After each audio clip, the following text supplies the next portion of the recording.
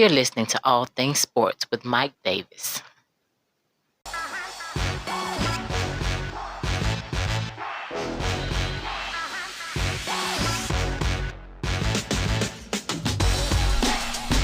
Hey, what's going on, everybody? Glad you can join me on another podcast of All Things Sports with Mike Davis. I'm so glad you can be here. I thank you for including my podcast in your day or your night or your evening, whenever you decide to listen to it. It's up to you. If you're on the Spotify side of things, go ahead and follow the podcast. If you're listening on YouTube, go ahead and subscribe to the channel, comment, like, or dislike, all that good stuff. Go to the social media links in the description box to get in contact with the show for any comments or suggestions. I won't take up much more of your time. Let's get into it. As always, I have a great podcast for you guys today. So I wanted to touch on what I read recently about what Charles Barkley said about LeBron James. So let's go all the way down south where I am to TNT headquarters, NBA on TNT Studios. Charles Barkley. So he's in the news. He recently stated that he refuses to put LeBron James over Michael Jordan and Kobe due to the stacking of super teams. It's the age. It's a part of the age-old debate, in my opinion. Normally it's Jordan versus LeBron. Now it's kind of skewed a little bit talking about this situation. So, Charles Barkley, as we know, absolutely hates super teams. Now, he openly rooted against the Brooklyn Nets after they acquired James Harden to create yet another super team in the NBA. Now, the NBA legend and TNT analyst recently had an interesting take on his greatest players in NBA history. Now, while social media likes to argue over LeBron and Jordan, Barkley claimed that he would take Jordan and Kobe over LeBron because of the teammates that LeBron James has had in his career. He goes on to say, the reason I put Michael up there before those other guys, LeBron has had stacked teams. Now, Barkley also mentioned how much he respects the likes of Giannis Antetokounmpo and Dirk Nowitzki for going through the grind the same way Michael Jordan did. You know, we all both know both Giannis and Dirk are widely praised for winning an NBA championship without a stacked team in an era where everybody is trying to team up. So, my thoughts on the situation. I agree. Point blank. I agree. That's it. We can go home, folks. But no, seriously. No, I definitely agree. I know a guy, a younger guy. He's in his early 20s. And he's a big LeBron fan. And what I've learned that now, the person you pretty much grew up watching, that's normally the guy you're going to root for. A lot of guys nowadays, though, they don't understand, they don't respect the history of certain things. You know, let's take rap music, for instance. A lot of these new rappers, you know, they don't know a lot of the history of rap. You know, they couldn't tell you who a lot of the people in the 80s were, you know, who were rapping. They couldn't even tell you guys in the 90s who were rapping. You know, they just couldn't. You know, I forgot who the rapper was. It might have been the kid from Florida, I believe, who has the dusty hair. Kodak. I think his name is Kodak Black. Kodak Black. I remember him saying, either he said, and I could be wrong, so don't jump down my throat, but I could be wrong. I think he said something to this effect where he's never listened to Tupac, or he heard maybe 20 seconds or 30 seconds of a Tupac song and then turned it off. You know, and I think that if you're going somewhere, you have to know the history of people who have been down that road that you're going down. And I think that's what happens a lot of times in sports, especially with the guys who are in love with LeBron James. They don't really understand the history of the guys who've been down this road before. You know, and I know I'm going off topic a little bit here, but if you remember on The Shop, LeBron once said that he called himself the GOAT. What I love about guys before him like Jordan, Dr. J, you know, those guys, they would never call themselves the GOAT. Kareem Abdul-Jabbar would never call himself the GOAT. Magic Johnson would never call himself the GOAT. But these new guys are so arrogant, and they disregard the past and the history of certain things, and they just it's mind-boggling to me, you know.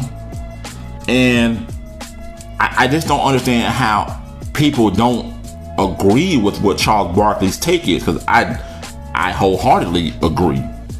You know, I don't care what you say. LeBron has played with more superstars than I can count. Now he has Russell Westbrook. I don't know how that's going to work. If I had to put money on it, I don't think it's going anywhere, really. I mean, because someone's going to have to change their game. Someone's going to have to sacrifice. And LeBron he likes to come off like he's not, let's see, what's the word I'm looking for?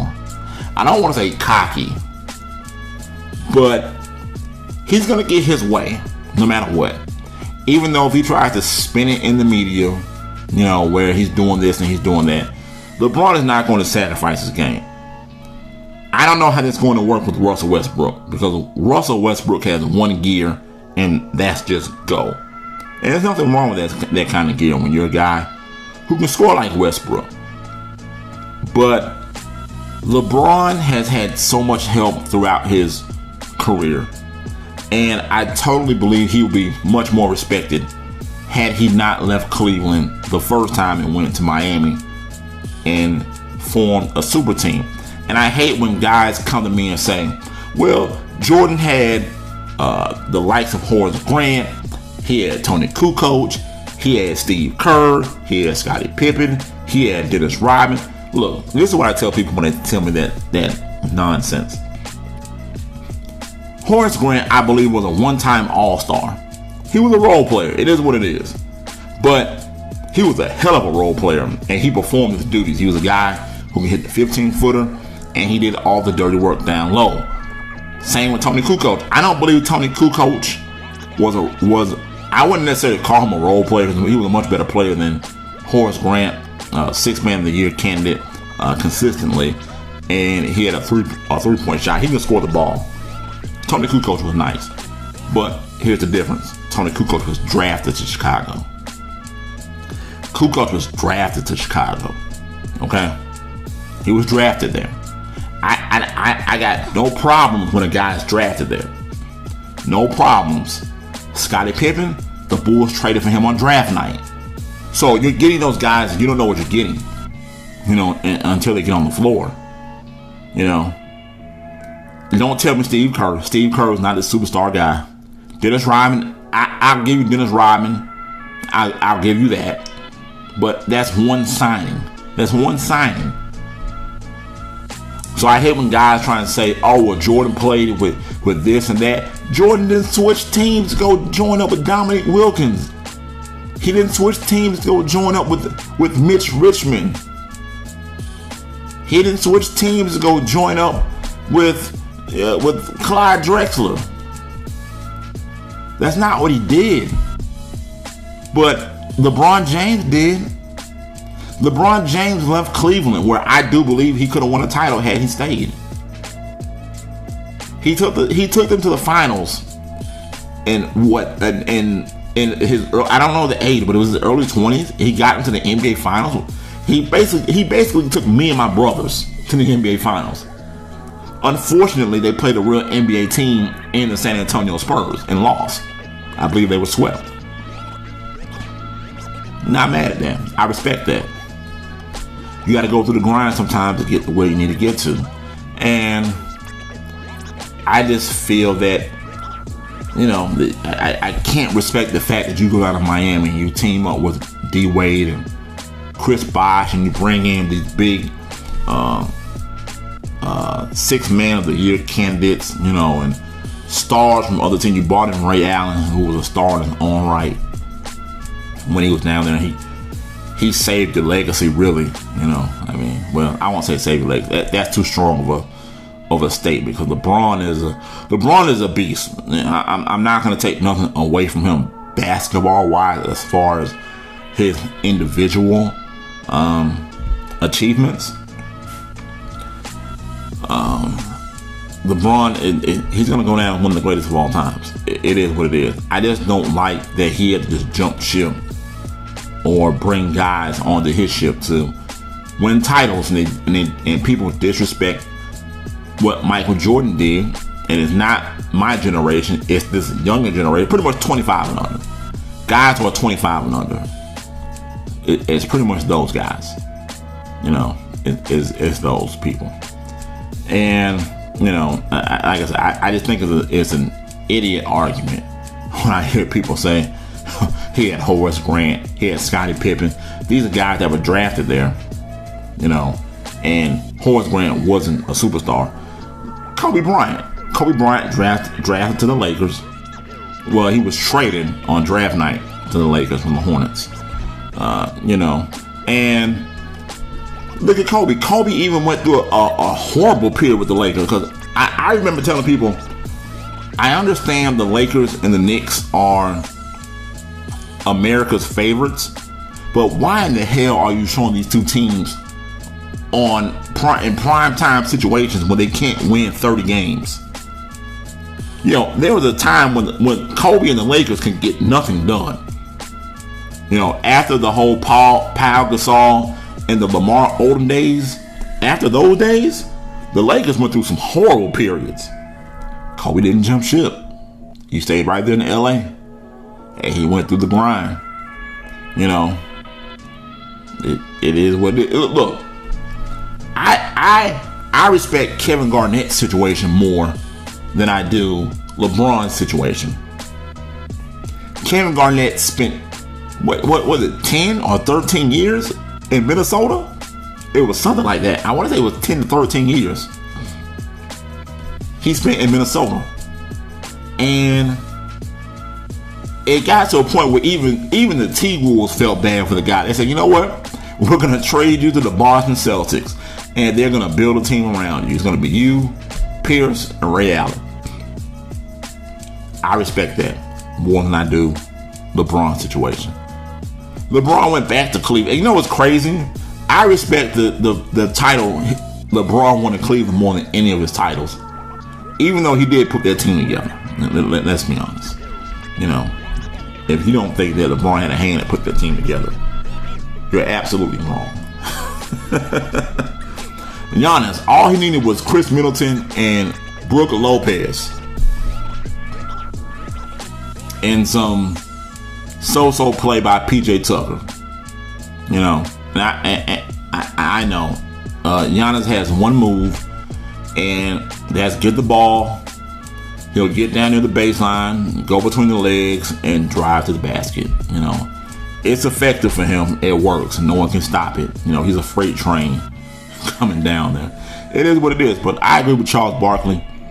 I respect a lot more people situation more so than LeBron's. Look, what's your opinion? Am I wrong for thinking like this?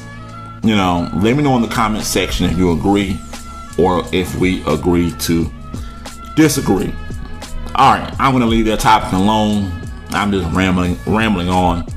Let's go to this day in sports. In 1994, members of the Major League Baseball Players Association go on strike, leading to the cancellation of the World Series for only the second time in Major League Baseball history. I remember that because that was the year I believe the Expos were in. For those of you who don't know who the Expos were, the Expos were the Washington Nationals are who the Expos were.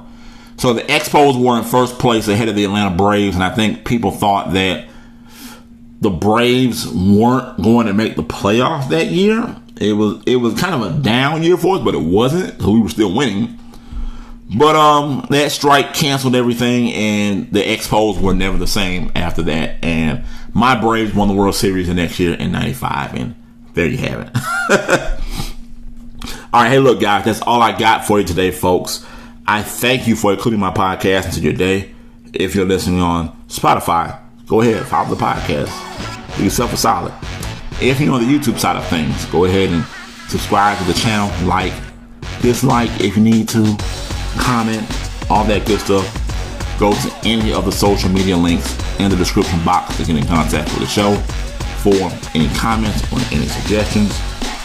You've been listening to All Things Sports with Mike Davis. And remember, it's your world. I'm just giving my opinion. I'm out. Peace.